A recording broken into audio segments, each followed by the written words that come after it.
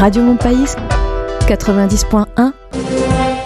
Le 14 septembre dernier, les personnels de la santé manifestaient à Toulouse contre l'obligation vaccinale et le pass sanitaire. Les syndiqués CGT de l'ANRAS étaient très mobilisés à cette occasion. Lundi 5 et mercredi 7 octobre, le syndicat organisait son congrès à Toulouse.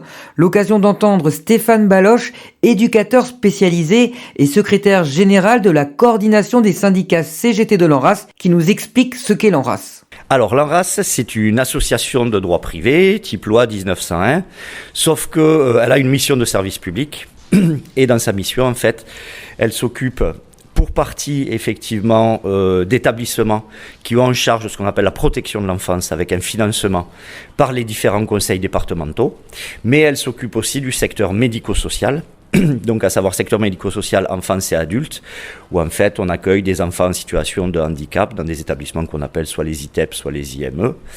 Et elle a aussi un versant où elle gère 8 EHPAD, donc maisons de retraite, au sein de l'association. ANRAS, ça veut dire Association nationale de recherche en action solidaire. Alors, c'est pas une structure nationale, elle est pour l'instant, au départ, elle était régionale, elle s'est créée dans les années 80, on va dire, sur Toulouse. Avant, ça s'appelait l'AGOP. Et maintenant, on sait que ces grosses associations du secteur social et médico-social ont des velléités, effectivement, de se développer, on va dire parfois même à outrance, de reprendre des établissements, de répondre à des appels d'offres, etc.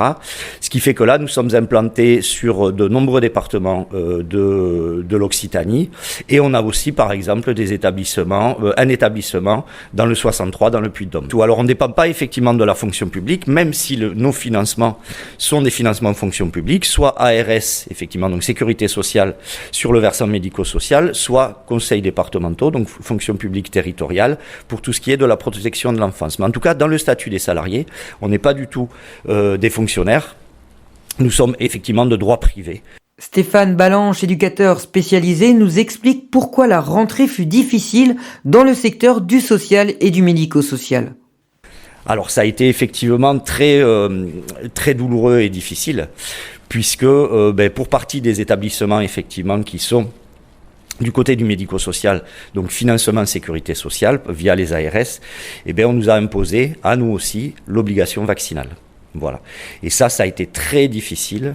On a essayé, nous, à la CGT et à la CGT ANRAS, effectivement, de tenir une ligne de crête en disant « Nous ne pouvons perdre personne, les usagers ont besoin de l'ensemble des professionnels ». On a tenu, effectivement, très fort cette ligne, ce qui a permis, et ça c'était important pour moi en tant que secrétaire général, de ne pas nous déchirer sur des positions pro-vax ou anti-vax. Pour nous, le propos, c'était pas celui-là, même si à la CGT, on est favorable à la vaccination.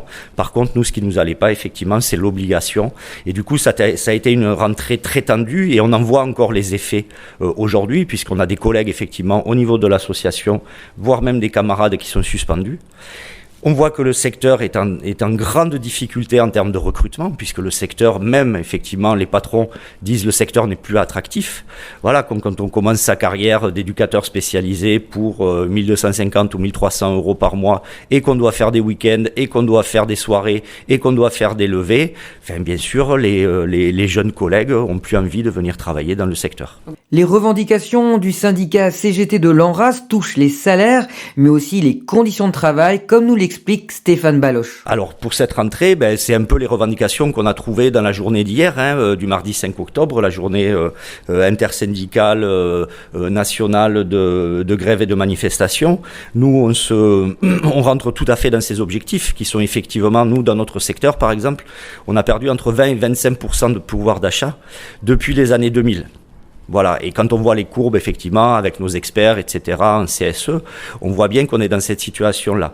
Donc, bien sûr, des revalorisations de salaire. On essaye, nous, à la CGT ANRAS, effectivement, dans les négociations annuelles obligatoires, de porter cette revendication-là forte, qui est des augmentations de salaire à minimum, parce que ça aussi, c'est assez étonnant. On n'a pas obtenu, nous, le Ségur. On est considérés comme des soignants quand ça arrange, effectivement, les autorités, mais quand il s'agit de nous revaloriser les salaires, par exemple, les 183 € euros du Ségur, on les a pas eu. Donc nous, on les réclame fortement et on demande jusqu'à 300 euros d'augmentation de salaire pour l'ensemble des salariés. Bien entendu aussi, il y a la question des conditions de travail.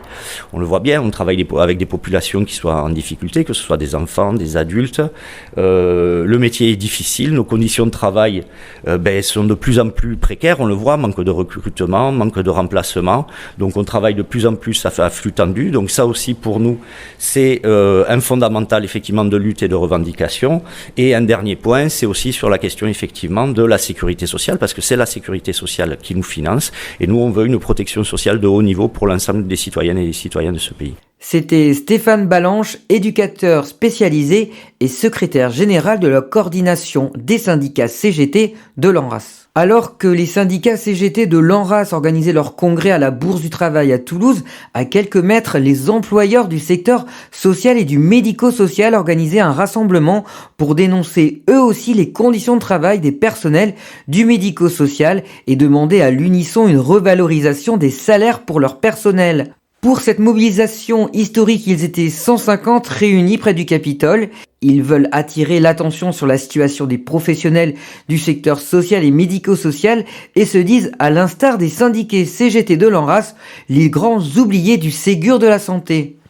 Radio Mon Pays a rencontré Andrés Atenza, représentant de NETSEM et directeur de l'association ANRAS, qui explique pourquoi les employeurs sont pour la première fois dans la rue. Il y a un rassemblement et une mobilisation parce que l'ensemble, pourrait-on dire, de nos associations considèrent qu'il y a un mépris, un véritable mépris du gouvernement face aux travailleurs sociaux, toutes les personnes qui s'occupent de l'accompagnement. Que ce soit dans les EHPAD, que ce soit dans les maisons d'enfants, que ce soit dans les IME, les ITEP, c'est-à-dire les troubles du comportement, tout ce qui concerne l'accompagnement et la protection de l'enfance, aujourd'hui nous sommes les oubliés du Ségur de la santé. On a salué d'ailleurs le geste du gouvernement, on l'a dit, on est des gens propres, en disant oui, la santé, c'était nécessaire, nos collègues dans les hôpitaux, il y avait un rattrapage. Mais dans ce rattrapage, l'exécutif national a oublié un pan de la santé qui sont en fait tout l'accompagnement des personnes les plus vulnérables. Et cela n'est pas supportable. Et l'ensemble de nos conseils d'administration se mobilisent aujourd'hui. C'est inédit, inédit. Plus de 150 associations aujourd'hui à Toulouse et également à Montpellier pour manifester ce mépris du gouvernement sur cette question salariale. C'était Andrés Atenza, représentant de NETSEM, syndicat d'employeurs qui fédère l'ensemble des associations gestionnaires et militantes dans le social et médico-social et directeur de l'association ANRAS.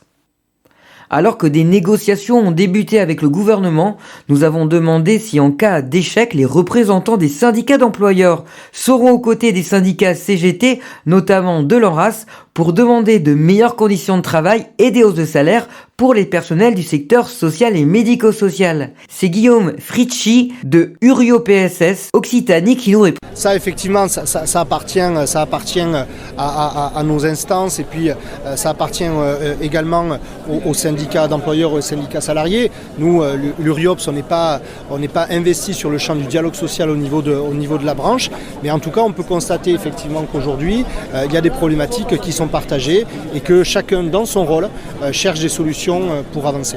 C'était Guillaume Fritschi de Urio PSS Occitanie. Merci d'avoir suivi ce journal. Je vous laisse avec les programmes de Radio Mon Pays.